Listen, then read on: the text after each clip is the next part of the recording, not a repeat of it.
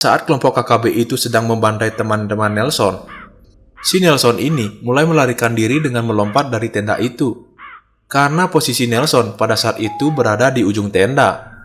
Sesampainya di sana, Nelson pun mulai berlari. Dan apa daya, kelompok KKB ini tetap mengejar Nelson. Halo teman-teman, kembali lagi dengan channel ini. Di mana pada channel ini akan menceritakan sebuah cerita horor, kejadian mistis, dan lain-lain yang memiliki unsur misteri di dalamnya. Dan pada video kali ini, admin akan membahas mengenai kronologi selamatnya karyawan PTT atau PT Palapa Timur Telematika, di mana pada kejadian ini terjadi pada tanggal 2 Maret 2022 yang berlokasi di distrik Bioga, Kabupaten Puncak di Papua. Dan selamatnya karyawan ini dikarenakan adanya bisikan gaib yang sempat membantu karyawan tersebut hingga dia bisa selamat. Sebelumnya, pada cerita ini, admin dapatkan dari berbagai artikel yang merujuk pada pengakuan korban yang selamat. Dan admin juga tidak lupa untuk mencantumkan linknya di deskripsi video. Sebelum lanjut ke ceritanya, yuk intro dulu.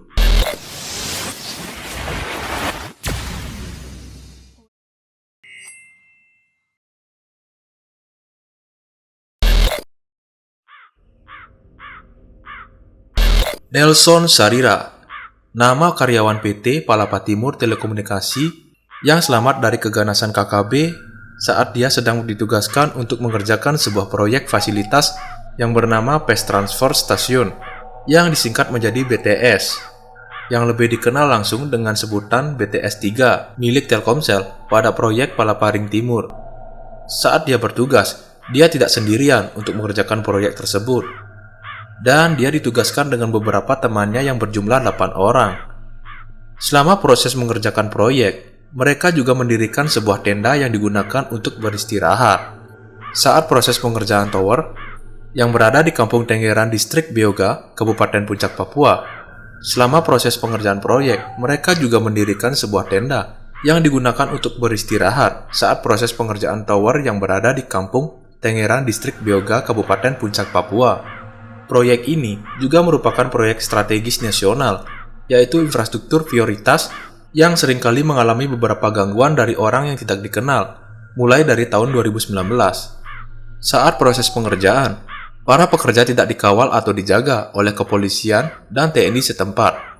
Dikarenakan pengerjaan tersebut hanya sebatas perawatan dan juga jalur lokasi pengerjaan proyek itu sangat ekstrim, sehingga mobil maupun sepeda motor enggan bisa memasuki wilayah itu.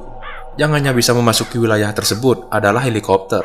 Pada saat kejadian itu, salah satu karyawan tersebut yang bernama Nelson Sarira hanya bisa selamat sendiri dari keganasan para KKB, dan 8 teman kerjanya tewas di tempat. Menurut keterangan dari Nelson, kejadian itu terjadi pada pukul 4 dini hari, di mana pada saat itu seluruh teman Nelson tertidur dan beristirahat, termasuk dia. Saat itu juga, Nelson mendengarkan ada beberapa orang yang mengepung tenda yang mereka tempati dari kejauhan. Dan menurut Nelson, orang yang mengepung tendanya itu berjumlah 10 orang. Saat suara itu mulai terdengar keras, beberapa dari mereka yang tertidur pulas pun mulai bangun termasuk Nelson. Dan apa daya, orang-orang tersebut merupakan kelompok KKB, di mana kelompok itu mulai memasuki tenda mereka dan langsung menyerang karyawan yang tidur di tenda tersebut.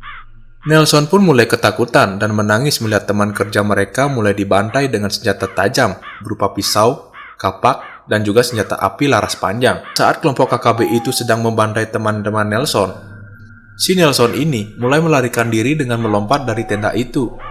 Karena posisi Nelson pada saat itu berada di ujung tenda. Sesampainya di sana, Nelson pun mulai berlari.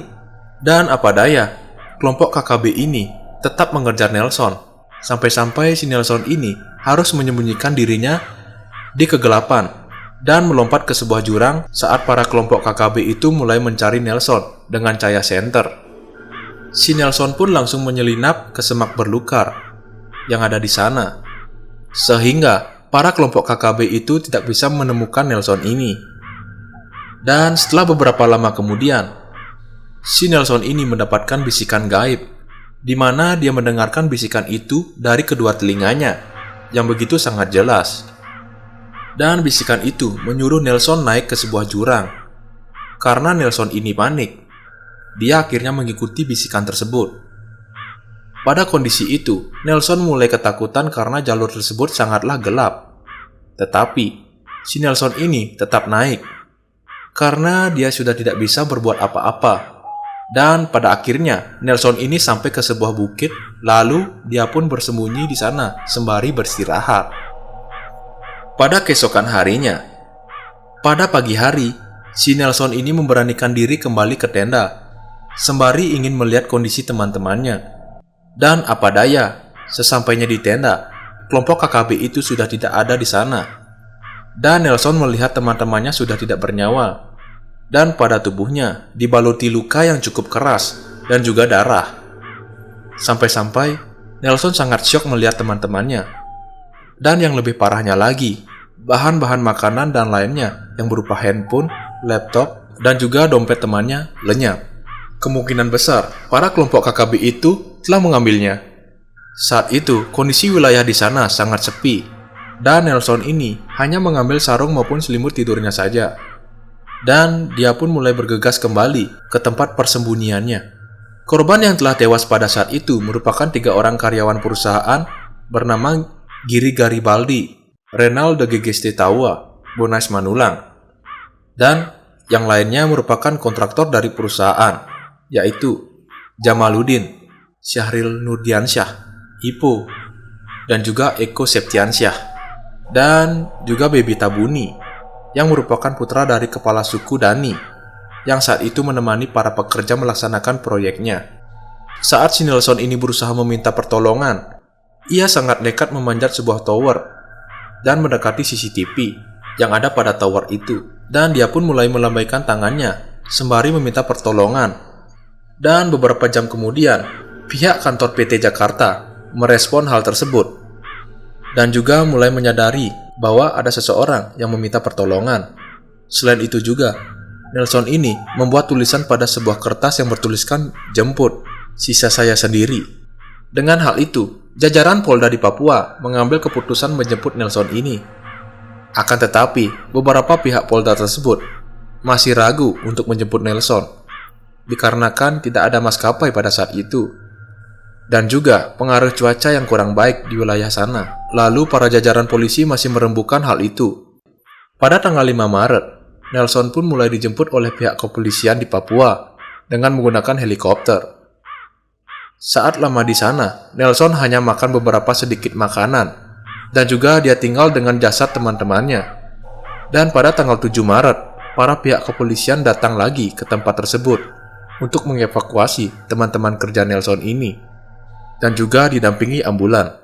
Selain itu, pihak TNI Polri pun juga mengawal proses evakuasi tersebut, sehingga proses evakuasi pun berjalan lancar.